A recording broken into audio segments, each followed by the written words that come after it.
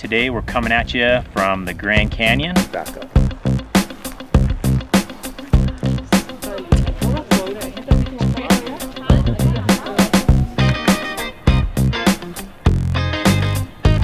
Alright. Mather Campground is where we're staying for this trip to the Grand Canyon. It's available by reservation only during the summer. In the winter, it's first come, first serve. And the sites are $18, and they've really been pretty good. So for today's episode of Anderson's Outdoors, we wanted to share with you guys 8 things about Mather Campground. The campground's great. There's lots of different sites that all have a lot of shade, but there's no hookups. You can take small RVs and pop-ups in there, but if you have like an RV and you need full hookups, there's another campground for RVs that has full hookups. So here's 8 things that you need to know about Mather Campground. So one of the things that I have really enjoyed about Mather Campground is the fact that it is close to the bus routes. So Grand Canyon is so big, and it's visited by so many people that they've created a bus system to get everybody around the park. And Mather Campground is very convenient to the bus system. It takes us about 5 minutes to walk to the bus stop, and then we can take a bus. So what do you think about the toilets? So the toilet situation is excellent. Every loop in the campground has flush toilets, and so you can and sinks, and there's even plugs in there if you need to charge your phone. So that's been really nice to be able to just have a flush toilet and not vault toilets. Yeah, and they're really clean. Another thing that we really like about this campground is that they have their own showers. Showers are managed by an outside company, and they've done a great job. They're coin operated, and it's $2. And they were clean, and we used them. We liked them. The showers, the kind of a funny story about the showers is that Macy and we had been training Macy to be able to get a shower done in 8 minutes, because I didn't want her to get stuck with the shower runs out and then she's stuck in there with shampoo in her eyes. So we showered together so that I could help her, and she jumped in, and it took her about 1 minute to shower, and then I jumped in, and it took me about a minute to shower, and then we had 5 minutes of shower left. So 8 minutes is sufficient for a shower, and it was clean, and they had private stalls, and it was just a really nice shower. They also have a laundromat there, right together, the showers and the laundromat together. So if you need to do a load of laundry, that's there as well. Yeah. The campsites at the campground are pretty much just like you'd expect at any other campground. There's a very large picnic table at each site, and then they've got a fire ring that has a grate you can flip back or put down if you want to cook on the fire. And they're big camp spaces, though. Mm-hmm. Big campsites. We were impressed with the size of the campsites, and they're in a forest, in a ponderosa pine forest. Yeah, so there's a lot of privacy, and you don't feel like you're sitting on top of your neighbor, which is really nice, to feel like you're actually in nature, even though the Grand Canyon is such a busy place, and the campground is huge. Some of the sites are pull through, and some of them you would have to either pull in or back in. And one thing that we learned on this trip is pay attention to the way your rig is. If you're bringing in a pop-up or an RV, we picked a campsite with a pull through, which we were all excited about until we got there and pulled in and realized that our front door was basically right on the road, which is a narrow one-way road. So there wasn't really an easy way to get the pop-up turned around so that the door was facing the campsite and the fire and the picnic table and all that. So you might have to think about that and just kind of, if that matters to you. Well, and for us, our grill is on that side, and so every morning when Eric's making pancakes, somebody pulls up and asks him if he's got an order of a short stack for him or something. So Yeah. It's been kind of fun. Eric likes that kind of thing. That would drive me crazy, but I was not making breakfast. So.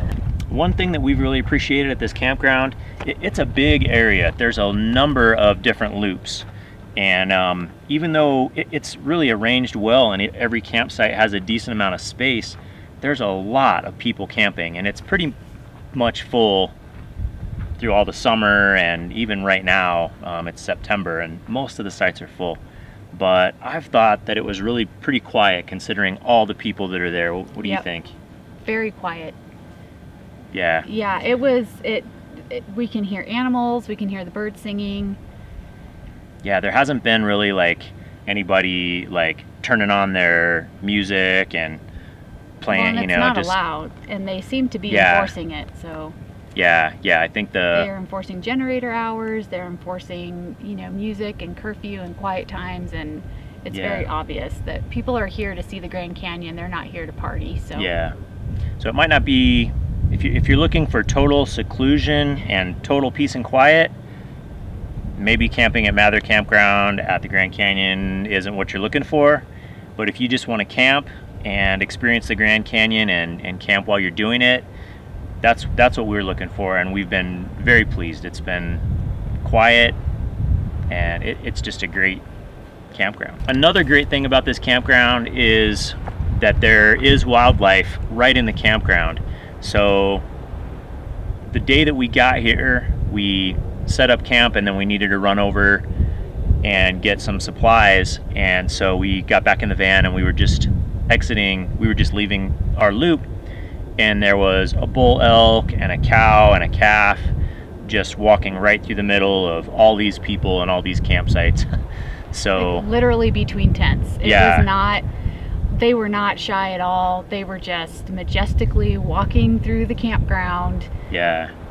And of course, there's a little bit of just whatever else you'd expect at a campground, of squirrels and birds and things like that. But this morning, again, we were just getting ready to come hike, and I was eating breakfast, and I looked out the window, and there's just a bunch of elk just walking through just off of our campsite. And so I, choked on my food and ran out the door and said, "Eric, elk." And so we videotaped that. That was really fun to do. So for a rack like that, for both sides, probably.